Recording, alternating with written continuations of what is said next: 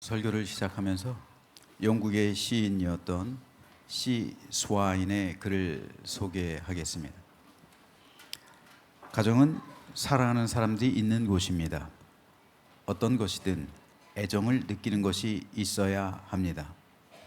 가정은 마음을 기쁘게 하는 속삭임이 있는 곳입니다.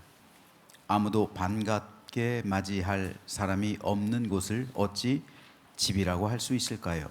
가정은 우리를 만나주고 사랑해주는 사람들이 있는 곳입니다. 스와인은 가정을 일컬어 사랑하는 사람들이 만나는 곳이라고 말합니다.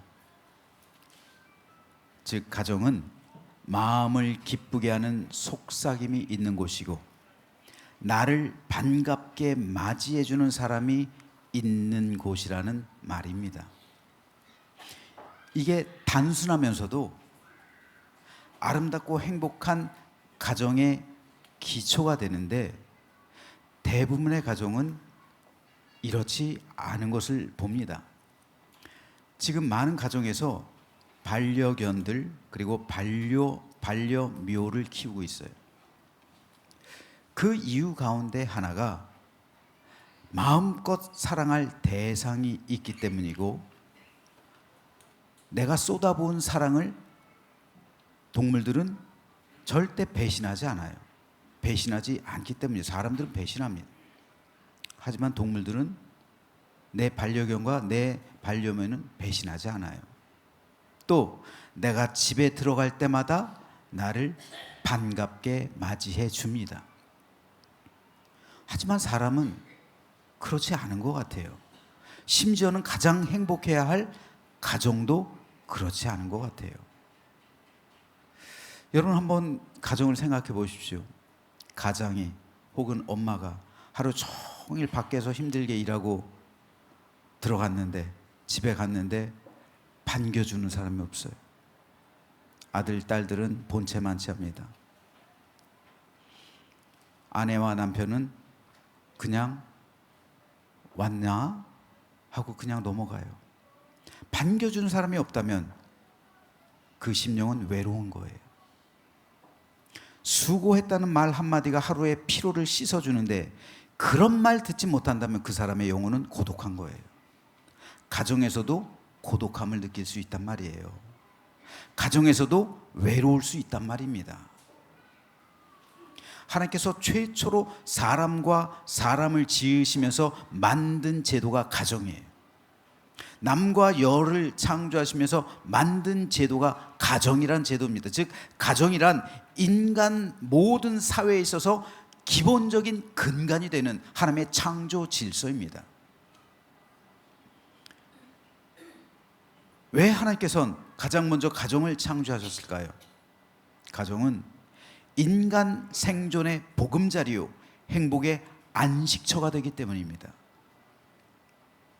하지만 안타깝게도 세상 많은 사람의 가정이 행복하지 않습니다. 하나님의 창조 질서가 깨어져 있기 때문입니다. 어떻게 깨어져 있을까요? 하나님께서는 가정을 행복하라고 창조하셨는데 왜 우리는 이 가정에서 행복을 누리지 못할까요? 세계에서 가장 문명국이라 할 수 있는 미국의 예를 한번 들어볼게요. 또 오늘 아침인가요? 미국에서 또 비행기 사고가 있어서 안타까운 생명들이 희생당했어요. 그런데 이 미국에서 일어나는 일들을 보면요, 하루 동안 일어나는 일들이에요. 하루 24시간 하루에 일어나는 일들이요. 미국에서 하루에 9,077명이 태어납니다.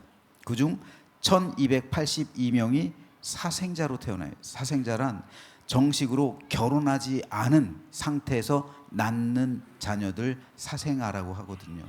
즉 결혼하지 않은 부부가 낳는 경우 9,077명 가운데 1,282명입니다. 하루에 2,740명의 아이들이 가출하고요. 하루에 69,493명의 10대리 성병에 감염돼요.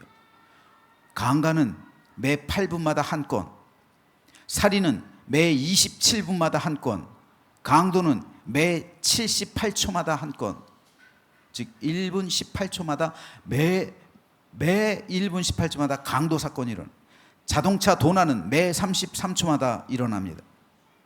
이 모든 것이 미국에서 하루에 일어나는 일들이에요. 미국의 어느 대학 교수가 가정 문제를 연구한 결과 가정의 최대 불행은 75%가 10계명 가운데 제7계명을 지키지 않는 데서 발생한대요. 제7계명이 뭡니까? 간음하지 말라. 이것을 가정이 지키지 않음으로 인해서 가정 가운데 75%가 깨어진대요. 직간접적으로 다 연루가 되어 있다는 말입니다. 그런데 하버드 대학의 소로킨 박사의 조사에 의하면 이와는 정반대되는 가정이 있었어요. 놀랍게도요. 미국의 이혼율이요, 지금 현재 45%예요. 즉 두 쌍 가운데 거의 한 쌍은 이혼하는 거예요. 그러니까 결혼을 안 하고 사는 거예요. 그러니까 사생아들이 많이 태어나는 겁니다. 왜냐하면 이혼을 하게 되면 재산도 나눠야 되죠. 모든 책임을 나눠야 되니까 그런 거예요. 그런데 이렇게 심각한 이혼율 속에서도 그렇지 않은 부부들이 있대요. 가정이 있대요. 소르킨 박사가 조사했더니 특별히 그리스도인의 가정이에요. 모든 그리스도인, 즉 부부가 그리스도인으로서 첫째, 매일 가정 예배를 드리고, 둘째, 매일 성경을 읽고, 셋째, 매일 기도하는 부부. 자, 첫째가 뭐라고요? 매일 가정 예배를 드리고, 둘째, 매일 성경을 읽고, 셋째, 매일 기도하는 부부, 그리스도인의 부부 1015쌍을 조사했대요. 1015쌍, 매일 가정 예배, 성경, 기도하는 1015쌍을 조사했더니 이 가운데 단 한 가정만 이혼했다고 해요. 0.1%가 안 되는 거예요. 1015쌍 가운데 단 한 가정만 이혼했다는 거예요. 어떤 가정이라면 매일 가정 예배를 드리고, 매일 성경 말씀을 읽고, 매일 기도하는 가정. 부부가 둘 다 그런 가정. 그런 가정은 행복한 가정이에요. 그런데 그리스도인이라 하면서도 그렇지 않은 가정이 훨씬 더 많다는 거예요. 교회도 똑같다는 말이에요. 교회도 세상의 이혼율보다는 낮지만은 그래도 세상의 풍조를 따라가고 있는 이유는 바로 행복한 가정이 되기 위해 가장 중요한 조건인 하나님께서 우리 가정의 주인됨을 인정하는 가정이 적기 때문이에요. 하나님께서 우리 가정의 주인이시라고요. 아담과 하와를 창조하시고 그 가정을 창조해 주셨죠, 하나님께서. 그러면 그 가정의 주인은 누구예요? 하나님이라는 거예요. 하나님과 함께하는 가정이란 말입니다. 아담과 하와를 창조하시면서 그 가운데 하나님께서 계신 가정, 이것이 하나님께서 원래 계획하신 창조의 가정이에요. 그리고 그 가정이 행복하고 에덴 동산에서의 기쁨과 영원한 축복을 받아 누리게 되는 겁니다. 결국 오늘 세대도 마찬가지로 행복한 가정이 되기 위해선 하나님의 창조 질서에 따라 하나님을 그 가정의 주인으로 모셔야 되는 겁니다. 예수님이 우리 가정의 왕이 되지 않고서는 평화와 안식, 행복과 참된 감사, 생명과 구원의 가정이 되기를 바랄 수는 없는 거예요. 오늘 본문이 기록된 창세기 4장에는 인류 최초의 두 가정의 모습이 소개되고 있어요. 하나는 가인의 가정, 다른 하나는 셋의 가정이에요. 즉 아담 그리고 셋에 이어지는 그 가정입니다. 가인은 동생 아벨을 죽였기 때문에 아버지와 어머니의 가정을 떠나 살 수밖에 없어요. 그렇죠? 어떻게 아담과 하와가 가인을 바라볼 수가 있겠어요? 그러니까 아담의 집을 떠나서 살 수밖에 없어요. 그래서 창세기 4장 16절에서는 가인이 여호와 앞을 떠나서 에덴 동산 놋 땅에 거주했다라고 기록하고 있어요. 여기서 여호와 앞을 떠났대요. 아담의 가정을 떠난 것을 여호와 앞을 떠났대요. 왜요? 여호와께서 그 가정의 주인 되시기 때문에. 아담의 가정의 주인 되셨기 때문에 그 아담의 가정을 떠난 것은 결국 여호와 하나님 앞을 떠났다라고 표현하고 있는 겁니다. 즉 하나님의 은혜와 사랑은 아담의 가정에 머물고 있었다는 것을 말해 주는 겁니다. 따라서 아담의 가정은 하나님께서 주인된 가정을 의미하고 가인의 가정은 사람이 주인된 가정을 상징합니다. 창세기 초반부의 족보는 이 두 가정을 중심으로 기록되는데 아담의 가정과 가인의 가정은 완전 살아가는 삶의 방식이 달랐습니다. 먼저 오늘 본문에 보면 아담과 셋의 가정에는 두 가지 특성이 있었어요. 아담이 다시 자기 아내와 동침하며 그가 아들 낳아 그의 이름을 셋이라 하였으니 이는 첫 번째 특성이에요. 하나님이 내게 가인이 죽인 아벨 대신에 다른 씨를 주셨다 하며 셋도 아들 낳고 그의 이름을 에노스라 하였으며 두 번째 특징입니다. 그때 사람들이 비로소 여호와의 이름을 불렀더라. 여기서 알 수 있는 것은 첫 번째로 아담의 가정은 하나님께서 주인 되셨다라는 점입니다. 아담은 하나님을 인정했어요. 비록 아담이 선악과를 따먹음으로 인해서 하나님의 명령을 거역하고 그로 인해서 타락을 경험했어도 그러나 그 외에는 아담이 하나님과 여전히 동행했다는 사실이에요. 아담은 하나님을 인정했고 여호와 하나님에 대한 신앙을 고백했습니다. 그래서 하와가 아들을 낳았을 때 이 아들은 하나님께서 아벨을 대신해서 우리에게 주신 아들이라고 고백하면서 하나님을 찬양했다는 말이에요. 즉 아담의 가정은 하나님에 대한 믿음 위에 세워져 있었던 겁니다. 그래서 아들을 주셨을 때 하나님께서 내게 아벨 대신 다른 아들을 주셨다라고 찬양한 겁니다. 둘째로 아담의 아들 셋이 결혼해서 셋 역시 마찬가지예요. 셋이 결혼해서 아들을 낳고 그 아들의 이름을 에노스라고 지었어요. 셋은 이 아들의 이름을 에노스라고 지어줬어요. 근데 에노스라는 이름의 뜻이 뭔지 압니까? 연약함이에요. 연약함. 에노스라는 이름은 연약함이라는 뜻인데 왜 셋이 아들의 이름을 연약하다라고 지었을까요? 하나님께서 아벨을 대신해서 아들을 주셨잖아요. 근데 그 아들의 이름을 셋을 주셨죠. 그리고 셋이 결혼해서 아들을 낳았을 때 이 셋은 그 아들의 이름을 연약하다라고 지었어요. 왜 그랬을까요? 이 연약함이라는 의미는요, 히브리어로 특별히 병든 가운데 고통 가운데 죽어가는 그 연약함을 의미하는 거예요. 아마도 이 에노스는 굉장히 연약하게 태어난 것 같아요. 그래서 처음으로 인류가 죽음을 생각했던 것 같아요. 물론 아벨이 그 전에 죽음을 당했죠. 하지만 자연 발생적으로 죽는다는 것, 그거를 아마도 이 에노스를 보면서 사람들이 보았던 것 같아요. 아, 이러다가 아기가 죽을 수도 있겠다. 왜냐? 연약하니까요. 연약하게 태어났으니까요. 그래서 그때 사람들이 비로소 여호와의 이름을 불렀다는 거예요. 여기서 불렀다라는 말은요, 부르짖었다라는 의미예요. 즉 하나님께 기도했다는 말이에요. 하나님께 부르짖어 기도했다는 말이에요. 왜요? 이 연약한 아기 때문에 에노스를 위해서 하나님께 부르짖어 기도하기 시작했다는 거예요. 인생의 유한함을 깨닫기 시작했다는 겁니다.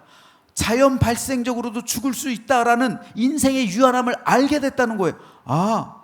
꼭 사람이 죽여서 아벨처럼 가인이 아벨을 죽여서 죽는 그 죽음이 아니라 자연 발생적으로도 사람이 죽을 수 있구나, 이거를 깨닫게 되는 거예요. 그래서 인생의 유한함을 깨닫고 부르짖기 시작했다는 거예요. 절대자이신 하나님께 매달리기 시작했다는 겁니다.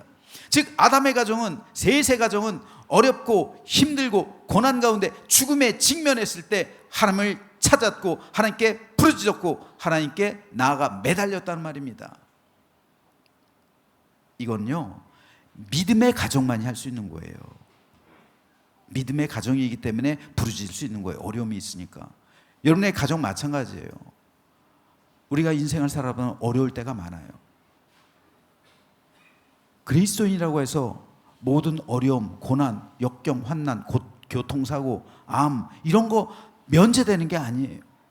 오히려 세상에서 더 많은 피해와 더 많은 박해를 당해요. 그 이유가 조금 이따 나와요. 그런데 그리스도인의 가정이기 때문에 우리가 할 수 있는 게 뭡니까? 부르짖을 수 있다는 거예요. 우리가 믿음이 있기 때문에 그 순간 부르짖는 거예요. 하나님께 매달리는 겁니다. 하나님께 아뢰고 하나님을 찾는 거예요. 이게 믿음이에요.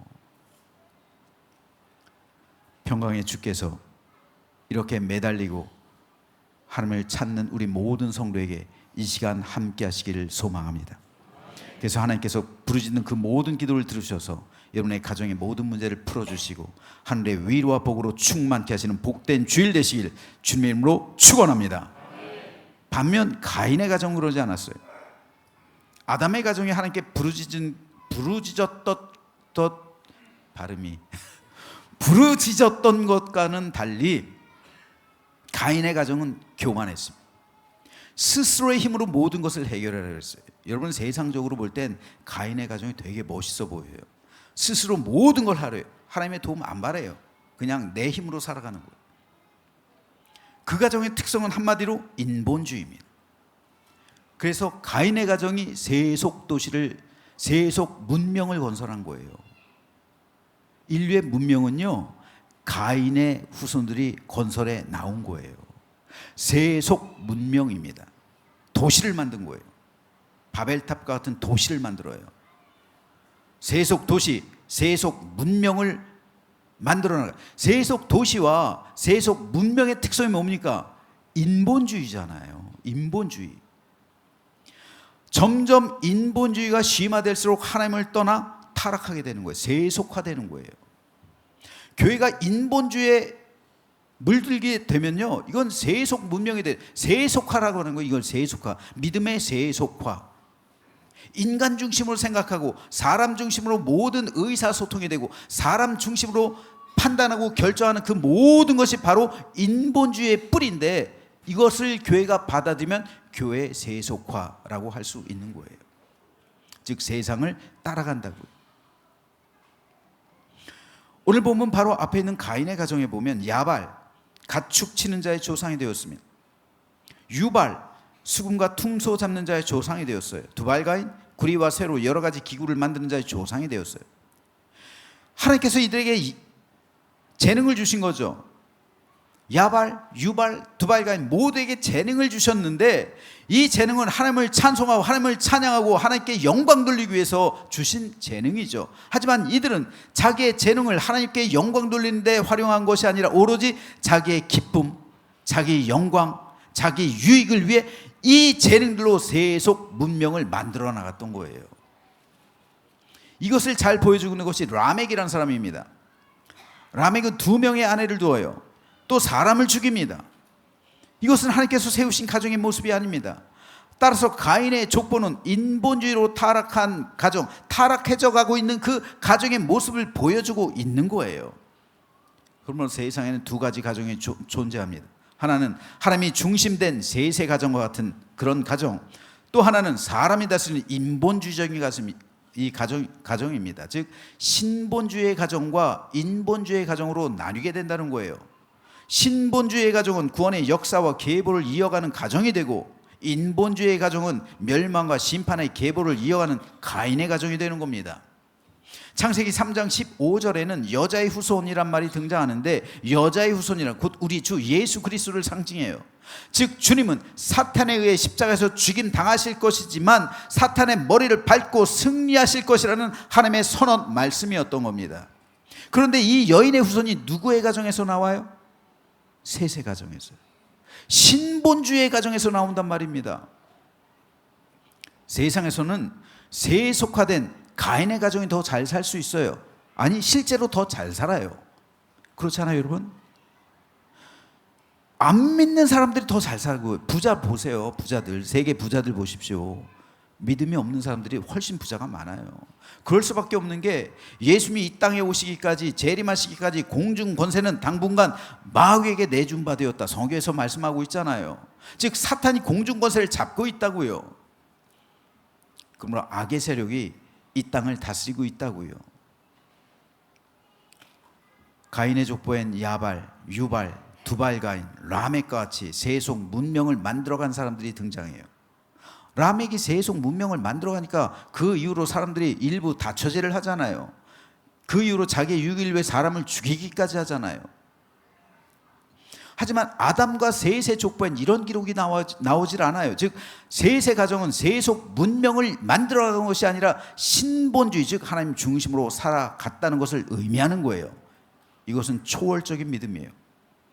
세상을 초월하는 믿음이에요. 세속 문명을 건설하는 것이 아니라 하나님 중심으로 살아가는 삶.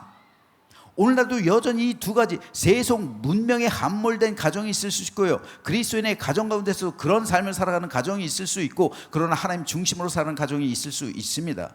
그 두 가정으로 그리스도인의 가정도 나뉘게 되는 거예요.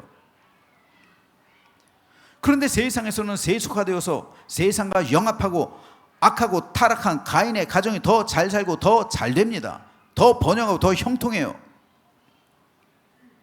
그래서 적지 않은 그리스도인 가정들도 그것에 물들기 시작하는, 즉 세속화된다고요. 교회들도 세속화되기 시작해요. 세상적인 방법과 세상적인 프로그램, 그런 것들이 교회 가운데 난무하고 있다고요.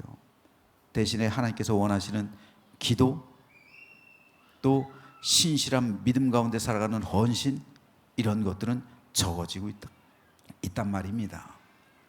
그런데 세상에서는 세속화되어서 세상과 영합하고 있고 악하고 타락한 가정이 더 형통하고 더 잘 살고 잘 될 수 있는데, 결국 뭡니까?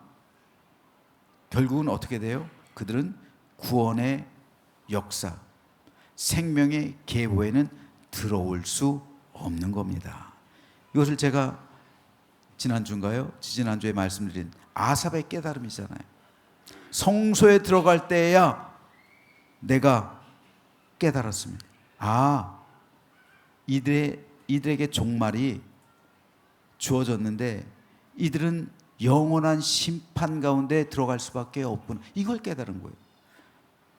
여러분, 이 세상의 이 현재의 삶에 이 세상뿐이라면, 즉 죽어서 우리 영혼이 천국과 지옥으로 나눠지지 않는다면 세상 사람이 승리하는 거죠.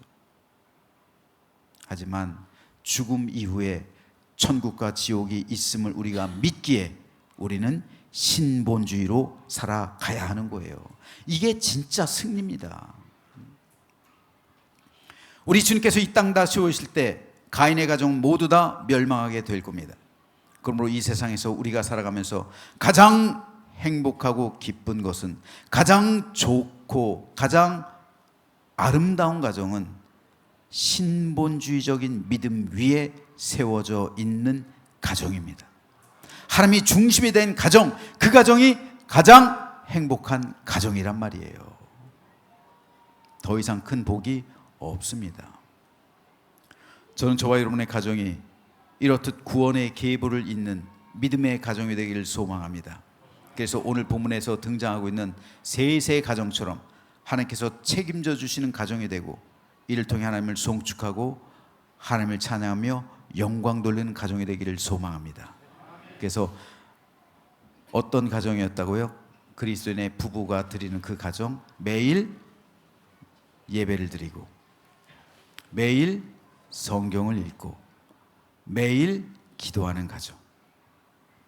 예배, 말씀, 기도, 나 혼자 하는 게 아니라 부부가, 그런 가정이 신본주의의 가정, 하나님이 중심된 가정이요, 그 가정 가운데 성령 하나님께서 임재하신 줄 믿습니다. 그래서 이런 가정이 되기를 주님의 이름으로 축복합니다. 그래서 이제 새로운 설이 시작되었습니다. 올 한 해 동안 여러분의 삶, 그리고 우리 모든 가정 가운데 하나님이 중심이 된 가정, 그래서 셋의 가정이 되어서 우리 주 예수 그리스도의 은혜와 하나님의 사랑과 성령의 인도하심으로 천국 가정을 이루는 우리 모두가 되기를 주님의 이름으로 축원합니다.